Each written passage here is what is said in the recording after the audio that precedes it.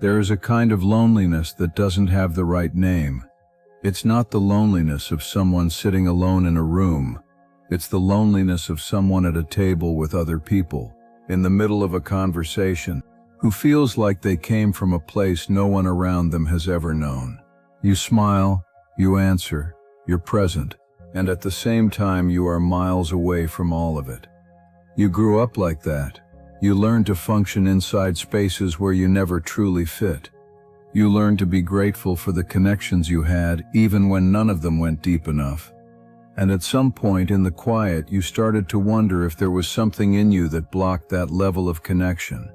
Whether it was a flaw, a distance, a difficulty opening up, an absence of something others had and you didn't. But what if the loneliness you carry is not a sign that something is wrong with you? What if it has a very precise spiritual mechanics, a purpose you haven't yet been able to see in full? There is an explanation for this, and it changes everything. My name is Daniel. I am the watchman of the origin of the chosen ones.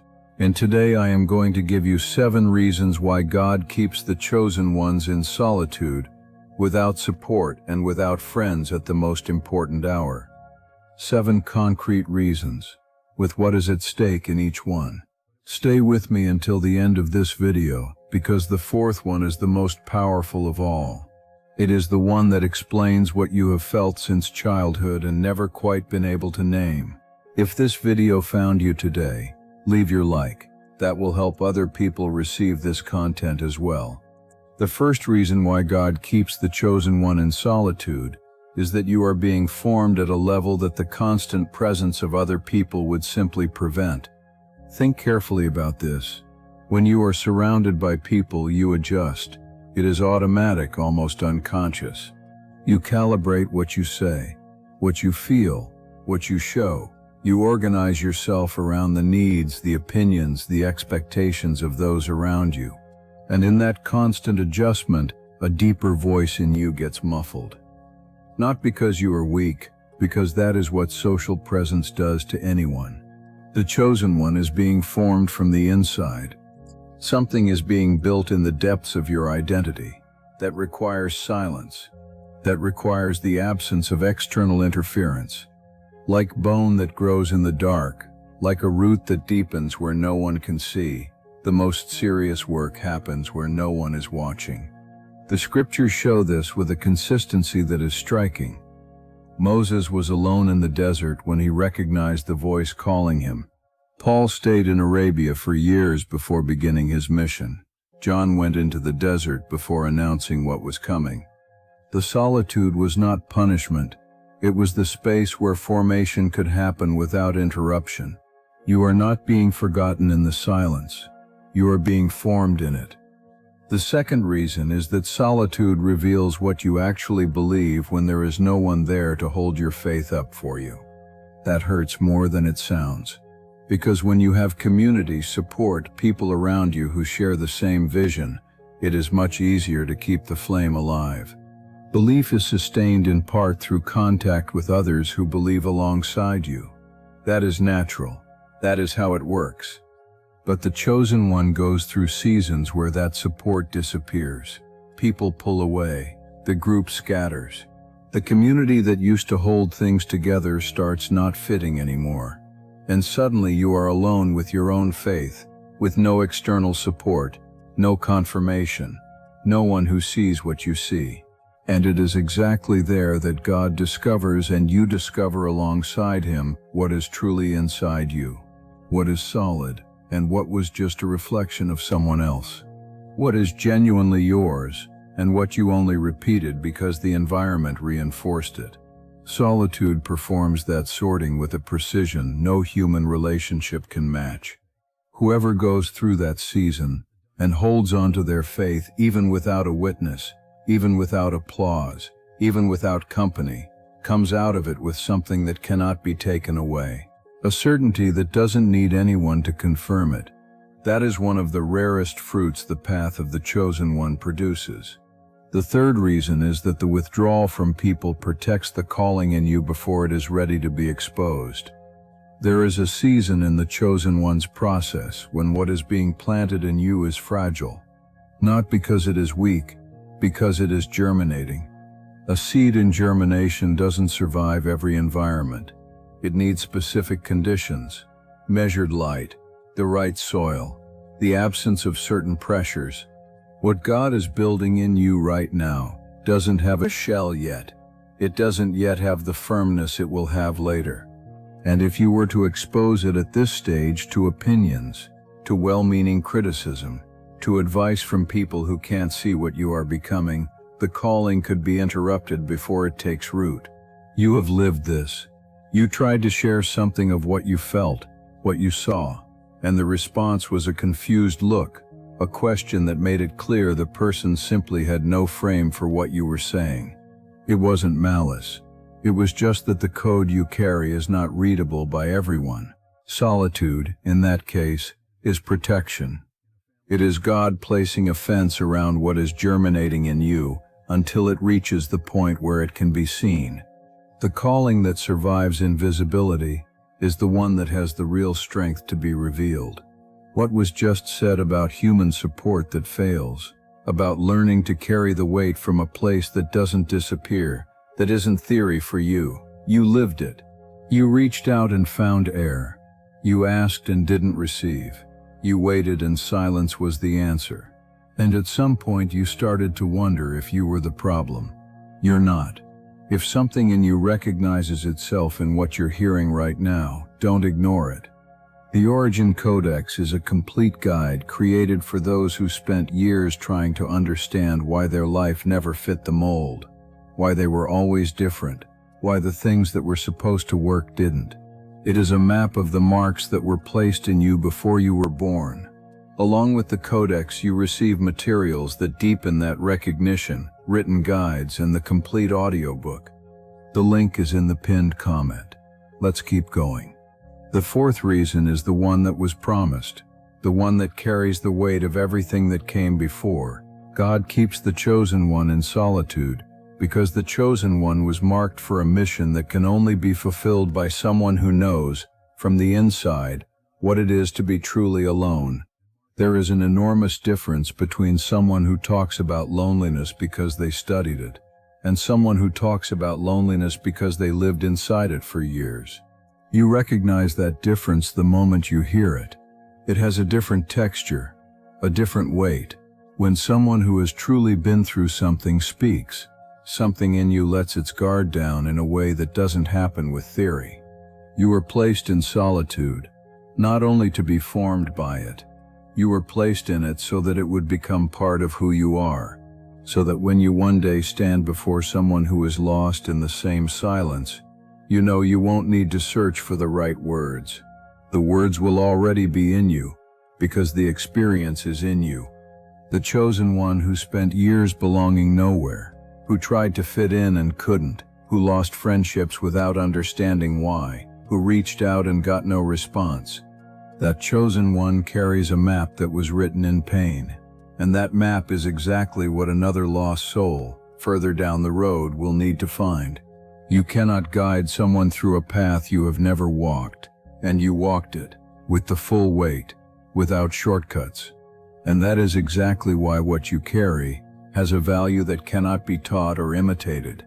The solitude you lived was not wasted, it was preparation. Every night without company, every silence where there should have been an answer, every space where you sat without truly belonging, all of it was being recorded in you, not as a wound that holds you back, as a vocabulary that prepares you to speak to those who are still in the middle of what we have already come through. The fifth reason why God keeps the chosen one in solitude is that the absence of friends at the right moment forces the chosen one to develop a depth of listening that constant social life would never allow. When you are surrounded by people, the noise is immense, not the noise of the voices themselves, but the noise of everything they activate in you. Comparison, expectation, emotional responsibility for the other person, managing your own image within the relationship. It is invisible work, but it is constant, and that work occupies exactly the same space where the deepest listening happens. You know what we are talking about.